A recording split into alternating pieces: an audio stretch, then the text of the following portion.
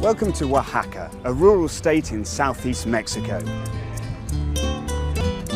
I'm outside a town called Santiago Matatzlan, a place that calls itself the home of Mezcal. And this is agave, the raw material of what is fast becoming Mexico's most popular drink.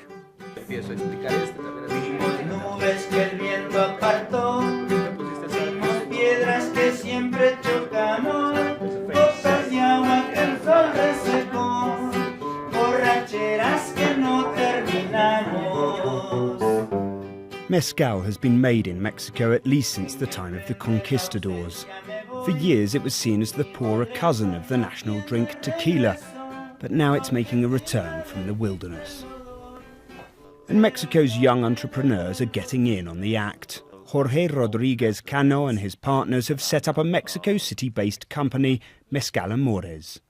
They say that despite its traditional image as cheap firewater, Mezcal is actually a very sophisticated drink with a wide palette of flavours and aromas. It's closer to buying a sort of fine wine then, rather than a bottle of cheap tequila? Of course. Yeah. It's absolutely like that. So these are the grapes, if you like? Yeah, this would be like the grapes, Excellent. yeah. So we ought to go and see what you do with them, no? Yeah? Yeah. Let's go. Let's go. Despite the newfound trendiness of mezcal, there is almost no mass production. Once the agave plants have been harvested by hand, their leaves are removed and the cones are baked.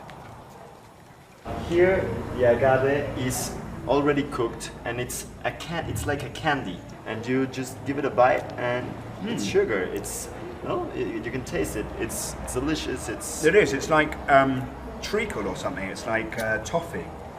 Very, very rich. Yeah. Mezcal Amores is one of the bigger producers in Mexico, making around 15,000 litres a year. But even they haven't yet succumbed to industrialisation. This is still how they grind the baked agave. Now, while Oaxaca City might be one of the best places in Mexico to come and sample mezcal, there are those who are purists, and they say the only place to find real mezcal is up in the mountains. And it doesn't get much more real than this. Candelaria Yegolé is a 3-hour journey by 4-wheel drive into the Sierra Madre mountain range, although many villagers have to rely on horseback. By and large, the process of making mezcal in the villages is pretty much the same as in the city, only a lot more rustic. But there are big differences to the final product. Distillers like our hosts Aquilino and his American son-in-law Judah say that mezcal with anything less than 40% alcohol content just isn't mezcal at all.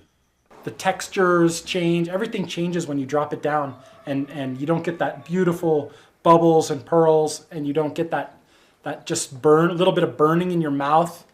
The aims of the two mezcal producers are perhaps different too.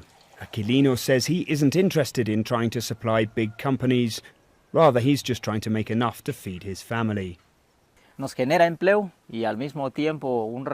generates work for us, and at the same time, an income for us to buy what we need for our families. Judah, meanwhile, does have more of an international perspective and is hoping to take the family's mezcal to bars in his native Colorado.